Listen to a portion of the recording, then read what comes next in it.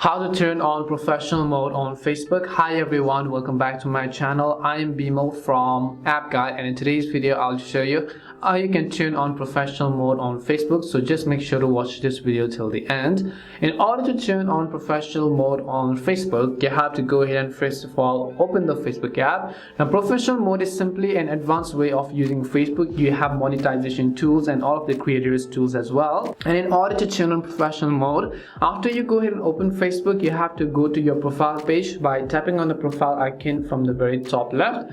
And once you come to your profile page over here, what you need to do is to tap on the three dots right next to the edit profile button. Once you tap on the three dots, here you'll find the option that says turn on professional mode, and all you have to do is to simply tap on turn on professional mode. You can see all of this professional mode tool, and what you need to do is to tap on the turn on button, which is at the bottom of the screen. Once you tap on the turn on button, you'll also be able to see all of the benefits of professional mode, and here you can see you can create a new content, you can add details about yourself and so on. Now if I come back and show you, you'll be able to see that I have professional mode because it shows up all of the followers and so on.